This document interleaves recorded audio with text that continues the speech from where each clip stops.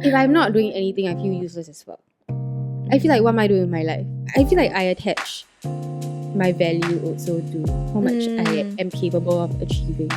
I think it's a very Asian family thing. No, it's true. Like, No, you're right. This right? is what I love. That when you are young and you are brought up to think that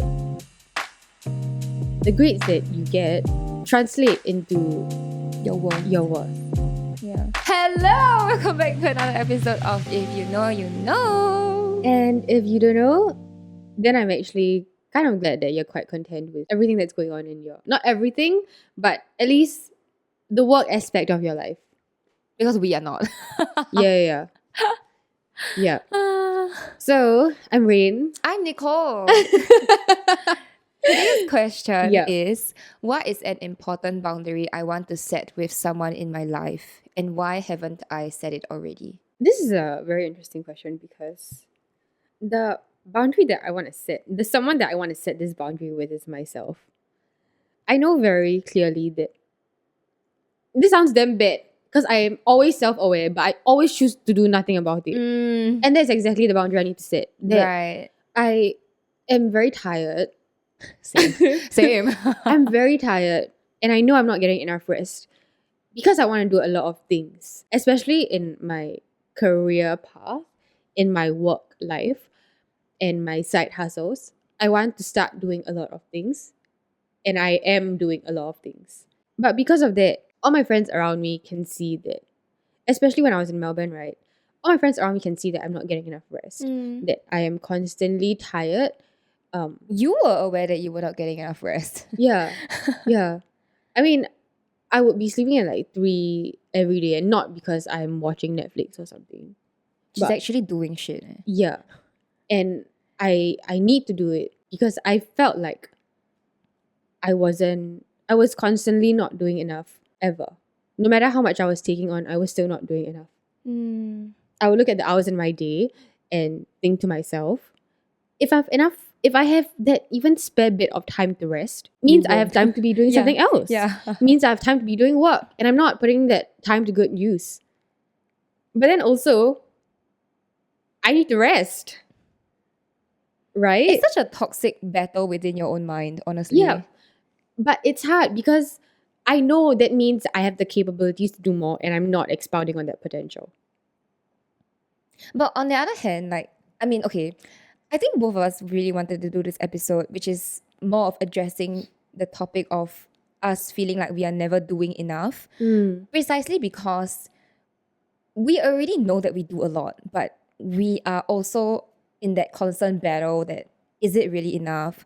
Or like what Rain said, like, should I really be resting? Do I deserve it? Yeah. Do I deserve rest and a break? Yeah, because you look at the people around you, right? Okay, here's the thing. Maybe I'm looking at like different people, but my friends always tell me, I feel like when I look at you, I cannot compare. Wow. The number, but at the same time, I look at other people and look at how successful they are and what they are doing, and I'm just like, I want to be that. They are young, they are fucking, today my friend sent this TikTok of a 12-year-old who's undertaking 2 university degrees because he has sped through and did very well in the rest of his education already. So he's actually worked his way up. Yeah, but this is a rare case of a genius child. If I work hard enough, I can get there. I mean, you might die trying. I think on the other hand, okay, so why don't we start by stating some of the more important daily commitments in our life? You can go first. Right now, yes, I'm supposed to be on holiday. This is my summer vacation. This is Jan 2023 when we're filming this, by the way. Yeah. So this is my summer vacation. I genuinely needed a break because there was a lot going on during the semester also. But I am taking on an internship. She is. And my work hours are 10. Sometimes, actually, quite often, like 9 a.m. also. Because some shoots start at 9, 10. Which means I need to be office at 8 or 9. And my hours are all the way until 7 7:30. And then I come home. Yes. And after we start filming these episodes, I need to edit. I need to go to the gym. I need to film on weekends. And I always forget to eat my dinner. She really does though. She Also really because I always don't have time, forgets. what? She doesn't factor in meal times in her schedule of things to do for the day. And the funny thing is, I factor in the cooking time. There have been a couple of occasions where I plan my day down to the half an hour and down to the 15-minute mark, right? 45, then the next hour. And I plan to cook. I plan the time to cook, but I don't plan the time to eat. Oh my god. You are ridiculous. Okay. No, but totally understand, because I know that when Raine is set on something and she has a task to do, she doesn't stop until she finishes it to her expectation. Yeah, I must add that last part. Very critical, yes. The thing is, it sounds, from the outside perspective, when you see someone working this hard, it's always something that you aspire to want to do. I right? don't. I Really? don't want to be you. As in, I feel exhausted just listening to the amount of things you have to do. I think because for me, like, I already went through that phase that Raine is going through. And for me, I learned the hard way that my body needs to rest, because it has broken down like multiple times. Yeah. So I am still busy, but I try and put a limit to what I'm doing in a day so that I have time to take out to recuperate, like, if not, I will literally faint and go to the hospital. Yeah, which has happened before. Yeah, so while learning through the hard way, like, I always also realize nowadays that my physical body is just not able to, let's say, withstand as much as Raine's can, and that's perfectly fine. She's a strong gal. I actually had to work extra hard to make sure that I was not going to fall sick in Melbourne, because I'm taking care of myself, right? So if I fall sick, there's no one to take care of me. There's no one to watch over me. I'm responsible for my own health. I'm responsible for my day-to-day life. So I have to be even stronger mentally, physically, emotionally to get through the things I need to do. As I was saying earlier, when you look at someone who is working hard, it's always very aspirational. I guess, yeah. But I think that the extent to which I'm taking it, at least, is extreme. And I'm it's glad not, you know. and it's not very healthy. It's not healthy. My mom actually yesterday, I was walking past the living room, right, and I was going back to my room. And she actually said, "Hey, how are you? I feel I haven't seen you in a while." Because I come home pretty late after work. My workplace is not exactly near where I live. And also I have like a little bit of errands to run after work. Sometimes I need to go and get things for the shoot the next day or something. And then I have dinner out, because by the time I go home for dinner, there's no one, or there's no food or whatever lah. Like, I don't want to eat alone at home, I'll be sad. So I never mind, just faster eat outside and then I come home. So I don't really get to spend time with them, which I'm regretting. I'm back here on holiday. About a month, I am leaving again. Yeah, you should be spending time with your family. So whatever time that I have now here is also very precious. I want to spend time with my friends. I want to spend time with my family. But also I know that I have a responsibility to go and do work. And I don't know why I took on this internship, but I just needed to do something. I know, and she was hesitant about it, but in the end she still did it. And she really got the job. I was thinking whether I should take on the internship, because exactly what we said about giving ourselves time to rest. I felt like I needed that time. But when I stayed for a week, I was back for a week in Singapore, and I could not. I felt so useless. I felt like there was nothing, like, what was I doing in my life? I just wake up, and then what? And then what? But it's not as if you didn't work, there wouldn't be things for you to do too. Of course. You know Of what course. I mean? It's just you already knew that, and then you pile things on top. Which, again, there's nothing wrong with it. It's just, work is just what you prioritize at the moment, which is perfectly fine.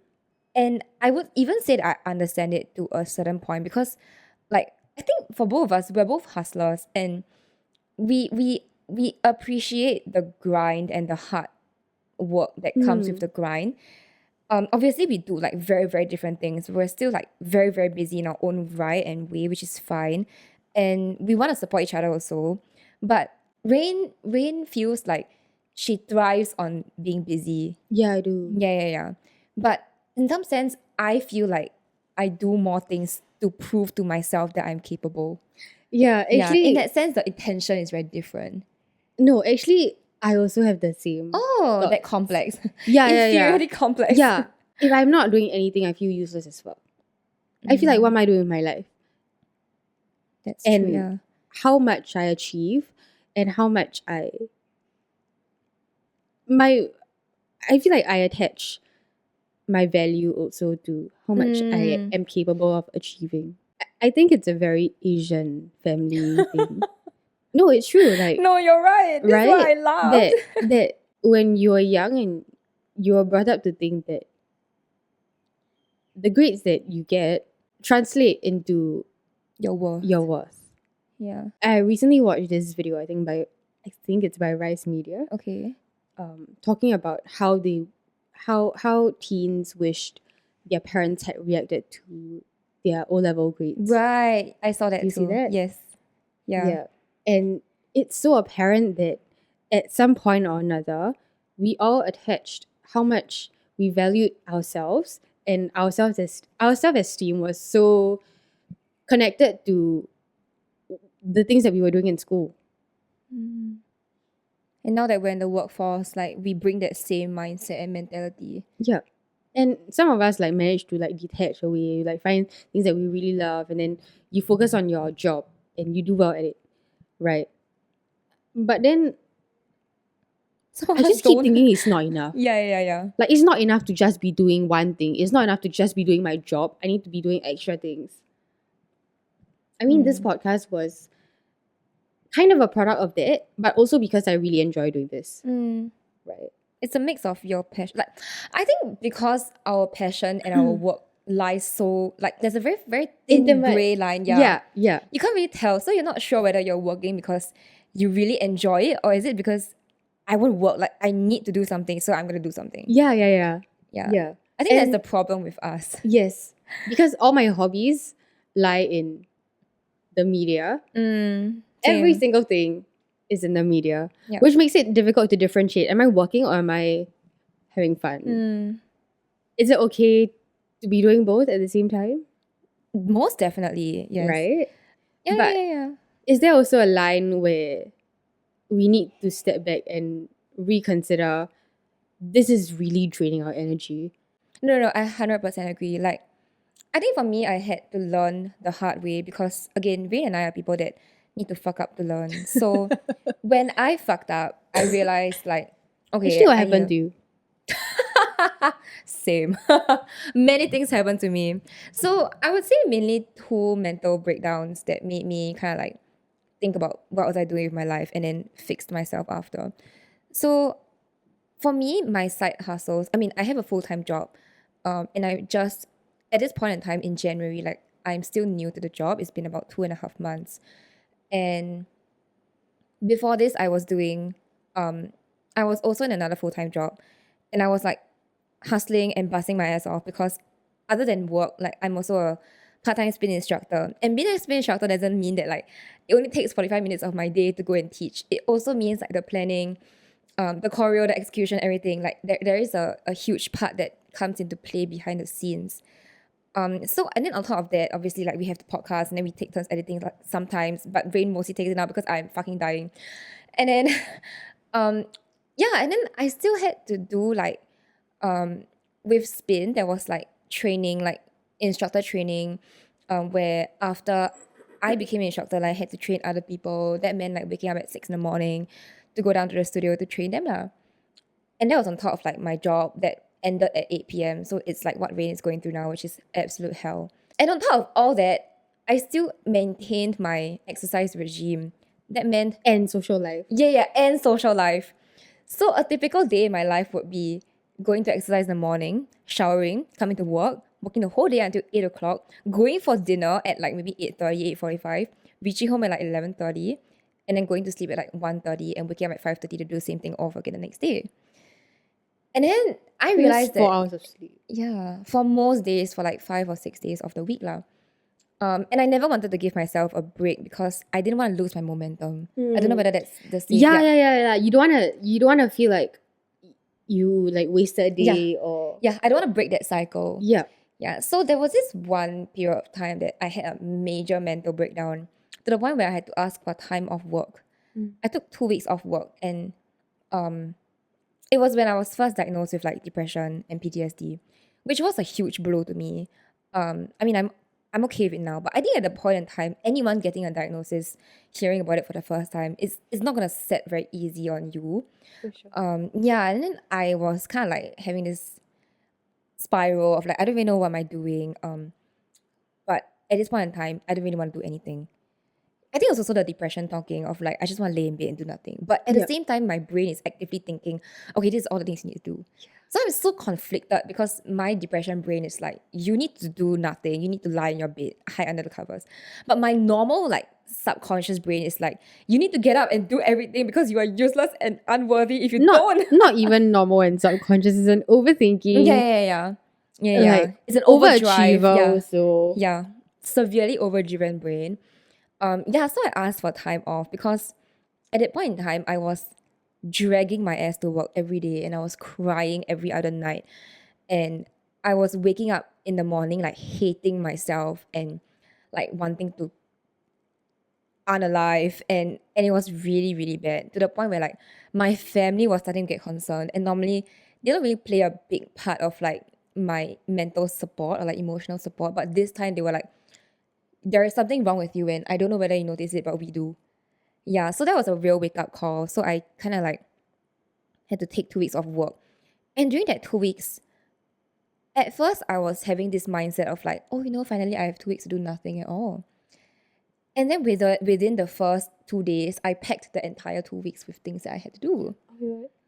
Which was, looking back on it, right, a horrible mistake because I could have really needed that time off, but instead I chose to go and meet friends, catch up with people, run my errands that haven't ran in like really long, and like do things like chores, catch up on like packing my room, things like that. Like every other thing. All these like, I know it might sound very small and very minute things, right? It's not. But it really adds up. Yeah. It really, really adds up. Yeah. And it's not something that sometimes like you want to do per se. You just feel like you need to do it. Yeah. You need to fill up some time. You need to do it. I don't know why. Yes. Yeah, I don't know why too. And then when the 2 weeks was over, I was like, damn, like I regret. Like I didn't. That's like so fast. Yeah. First of all, it flew by. Second of all, I still felt like shit. But the 2 weeks was meant to help me feel less like shit. And I couldn't even complain or ask for more time off because I felt like 2 weeks was really a long time. And my boss was super kind and generous enough to give me like 2 weeks paid leave on top of the days I really had of leave. So that was so generous of him. And I am very thankful for that. But it's how I made use of it that disappointed myself really. Yeah. And that was like the main part of like my first wake up call of like, okay, you know what? I am my own problem. Like I am really my own biggest obstruction to what I could be having, which is like more sleep, like a more calm brain, and like time alone, time off. That was when I significantly reduced like the amount of things that I had to do, and the amount of people that I wanted to meet. Yeah, I cut out a lot of people in my life, like people I didn't want to meet regularly anymore. And I put aside like what was less important because I figured out like who I really wanted to remain in my life and who I didn't want lah. Yeah, so that went well until I landed in the hospital. I can't remember when this was. I think it was July or something, last July. Yeah, I landed in the hospital because I was having a panic attack, but I didn't know. Like, and for someone that has had a panic attack before, it didn't feel the same. Yeah. I didn't feel this way because I felt like I was dying, like I couldn't breathe. And then I went to the hospital, and then they put me on like a drip and everything, and I was like, oh yeah, maybe I should slow down. I think it really is something when your body is the one telling you that you need to slow down. Yeah. That is when you know you have fucked up. Yes, Yeah. because that is really rock bottom. For me, it felt like rock bottom. Yeah. Yeah, it was so bad. You essentially, especially for people who keep thinking what is next to do, when you're just fucking lying in bed, you have no choice but to be there. It feels like the most trash thing. Yep. Yeah, I hate it. Yeah. But you force yourself to do it anyway. Yeah. No, I no longer like doing that. Like, I am still busy, but I would. Yeah. Like, I was telling her that this week and the previous week, actually I was sick and I had a fever. I was having a fever, and I was just feeling like shit. Like I could not breathe properly. I could not hear properly because my nasal system was so congested. I was constantly having a headache. I just made sure I had no COVID, and then I went to work. I just powered through it. Like the days I needed to go to work, go on shoot, everything, I just did it. And it made my healing process so much longer. I took 1.5 weeks to heal. Because I was not resting. This is how you know that you need to stop. But then my mindset is that I did it what? And I am better now. Yeah, but you're not wrong. Yeah. No. I totally agree. Right. And it's not a great mindset. It's a fucking toxic mindset. It is. It's this very, very self-destructive like point of view to have. Yeah. And I actually, okay, I don't know why, but I feel more tired here. I'm not sure if it's because maybe at home, like I don't really have my own space to rest or whatever. But in Melbourne, I felt like I was doing more. Right. On top of like running your entire life by yourself, like taking care of yourself, doing all these small things that's why I mentioned just now, it really adds up. Things like doing laundry, having to cook, having to plan, having to go grocery shopping. Yeah. It feels like very small and very day-to-day things that you don't take into consideration as work or time that that needs to be taken out of your day. But it's a lot. Yeah, it counts. It certainly counts. Yeah. The time that you take to travel down there, and when you're so tired already, and when you know that you have more things to do when you get home, it's not just, oh, I get home, I cook and I can rest. No. And even fucking showering was a thing. No. Then I had to be like, okay, later I shower. And then I will shower at 3. Yeah.